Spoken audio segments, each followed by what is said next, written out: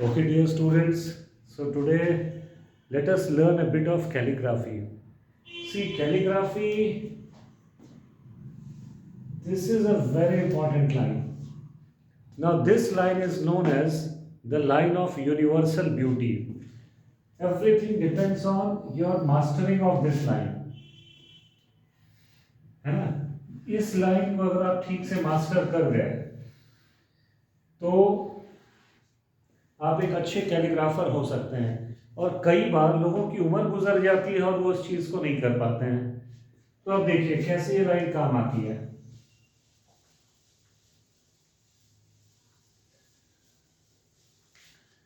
दो तरह के अल्फाबेट्स होते हैं इंग्लिश में, एक कैपिटल लेटर से लिखते हैं और एक स्मॉल लेटर से।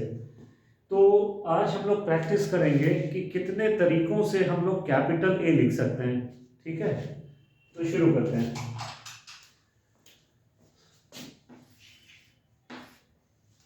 ए ए ए ए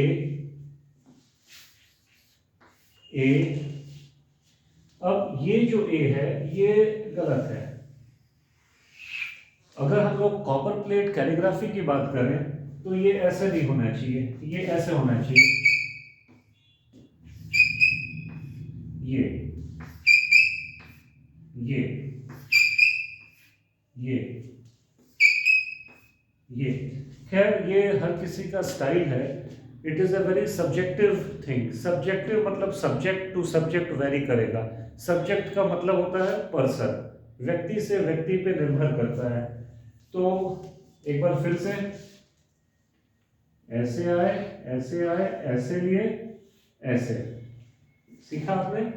ये ऐसे ऐसे ऐसे। तो अब ये आपको प्रोपोर्शन ठीक से रखना होगा कि इसका विड्थ कितना होगा, ये चीज कैसे लिखनी है आपको। और ये जो लंबी लंबी लाइंस हम लोग खींचते हैं तो इसको बोलते हैं फ्लरिशिंग। क्या बोलते हैं इसको? इस चीज का नाम है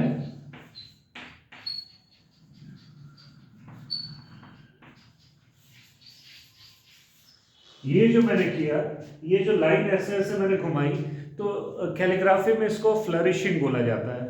अब कैलीग्राफी की कुछ और बेसिक चीजें मैं बता दूं।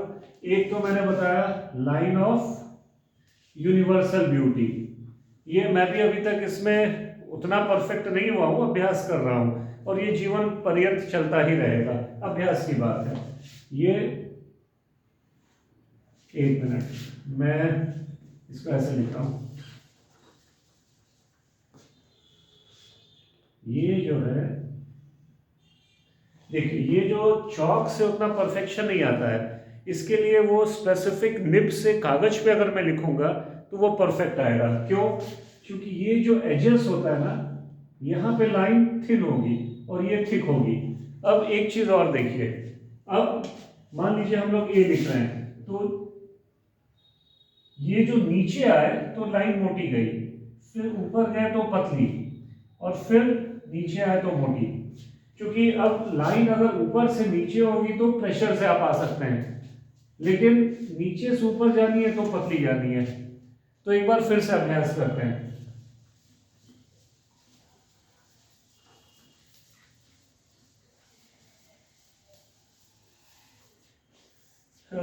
मेरे चौक थोड़ा मैं बदल दूं। बहुत से लोग चौक को शार्पन करते हैं। अब मुझे उतना टाइम नहीं है कि मैं इसको शार्पन करता फिरूं। अब जैसे चौक मुझे मिल रही है उसी से मैं अभ्यास करने की कोशिश करता हूं। तो ये ऐसे है ना? ए। अब मुझे चूंकि दिन भर लिखना होता है तो मैं बहुत धीरे धीरे, ये मेरे पास समय नहीं है करने का, तो मैं थोड़ा तेज ही लिखने की कोशिश करता हूं और जो बेस्ट कर पाता हूं वो करता हूं, है ना? लेकिन हाँ, अगर आपको इस चीज का टेस्ट है तो आप समय लेके धीरे धीरे इस चीज को सीखिए। और एक चीज और कि calligraphy has nothing to do with your handwriting. Handwriting आदमी की कैसी भी हो सकती है, कैलीग्राफी में अक्षरों को हम लोग कॉन्शियस एफर्ट के साथ लिखते हैं, कॉन्शियस एफर्ट के साथ, ठीक से डेलिबरेटली सोच समझ के कि अक्षर कैसा जाना चाहिए। और ये लाइन ऑफ यूनिवर्सल ब्यूटी बहुत से अक्षरों में आपको मिलेगा, ये इसका जरूरी है। देखिए यहाँ ए भी कायदे से ये होना चाहिए। बेसिकली ये एक सर्कल का पार्ट माना जा सकता है। खैर, अब एक चीज और मैं दिखा रहा हूं।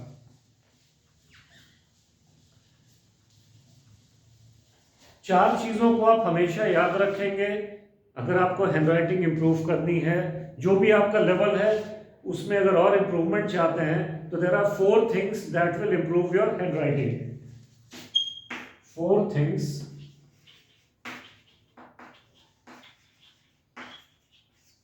To do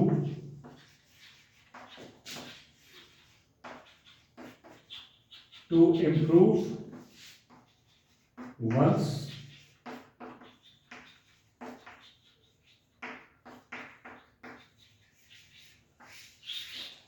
four things to do to improve one's handwriting।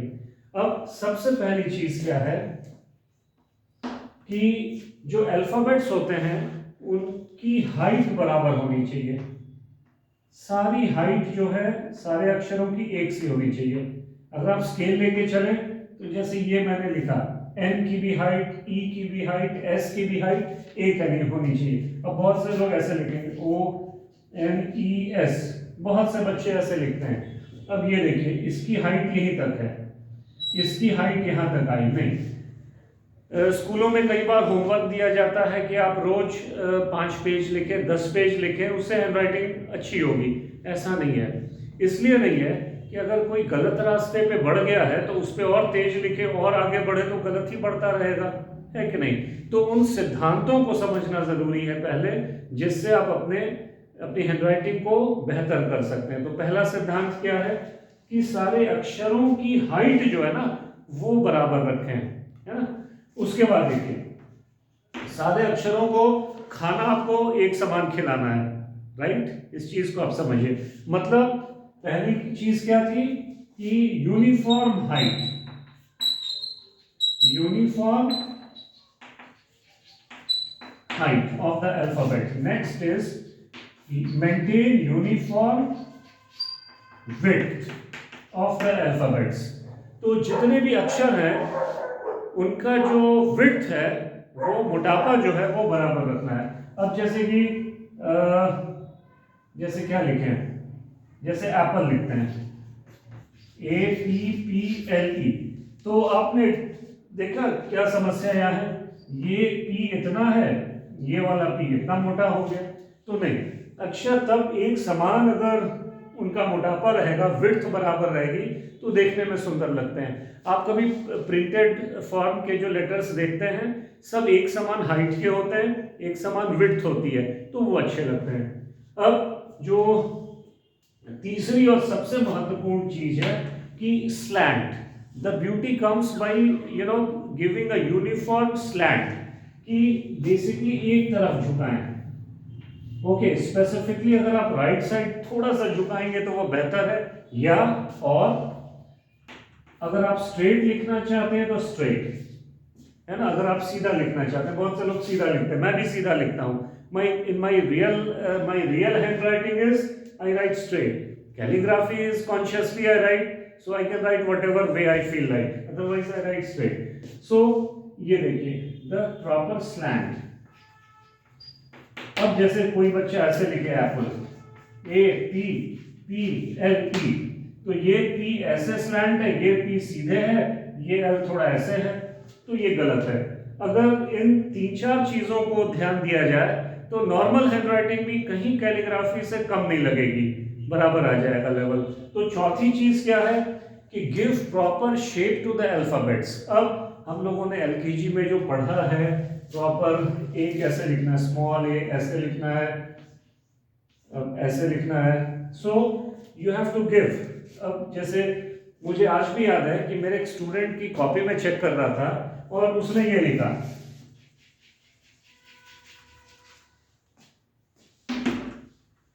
मैंने पूछा कि what is this, I could not follow, ये किसी का लाइफलाइन तुमने बनाया है?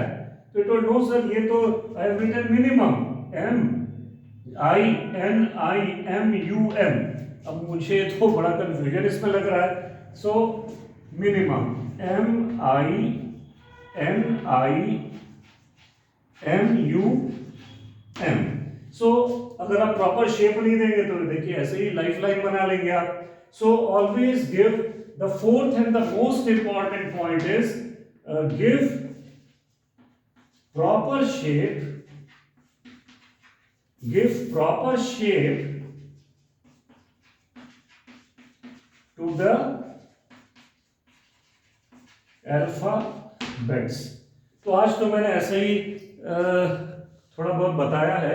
अब धीरे धीरे मैं नेक्स्ट वीडियोस बताऊंगा एकदम सीरियस कैलीग्राफी के। अभी तो रफ हैंड में मैंने ये बता दिया, but in my coming videos I will teach you exactly what you need to do. So thank you all of you. हाँ नहीं, एक चीज और मैं बोलना चाह रहा था थैंक यू से पहले। मैं क्या बोलना चाह रहा था, हाँ, कि आपने और हम सबों ने कुछ समय स्पेंड किया है ना अपने LKG में। सो हर क्लास में हम लोगों ने कुछ ना कुछ सीखा है। तो जीवन का पहला क्लास LKG UKG, तो इतने दिनों हम लोगों ने अक्षर को साधने में समय दिया है, तो हम उस समय को क्यों भूलें। सो जो भी प्रॉपर शेप हम लोगों को सिखाया गया है ना, कि अल्फाबेट ABCD, कर्सिव राइटिंग में भी ABCD, तो हम लोग प्लीज इसको ठीक से लिखें, इससे फर्क पड़ता है। और इससे हम लोग देखो, राइटिंग अकेली ऐसी चीज है जो और कोई जीव जंतु नहीं कर सकते हैं। Only we humans can write. आपने कभी नहीं देखा होगा कि बकरी सड़क किनारे लिख रही है, कोई हाथी लिख रहा है, कोई बंदर पेड़ पे बैठ के लिख रहा है। You understand? कोई व्यक्ति लगता होगा बंदर की तरह, लेकिन वो अलग बात है। तो ये हम ही हैं, only we humans, we have this attribute that we can write, we have this special attribute. नहीं लिख सकते हैं बाकी जानवर। तो हम लोग ब्रेन से हाथ को डायरेक्शन दे रहे हैं, हाथ से फिर हम लोग लिख रहे हैं। तो ये कनेक्शन जो है हमारे नर्वस सिस्टम को और स्ट्रॉन्ग बनाता है। राइटर्स देखो क्या करते हैं, जो वो सोच रहे हैं उसको उपन्यास में तब्दील कर दिया। जो पेंटर्स हैं, जो मन में दृश्य बना कागज पे उतार दिया उन्होंने। So this is the power of human creativity. So हम लोग कॉन्शियस एफर्ट करेंगे तो we can all improve ourselves. Thank you all of you. जय हिंद।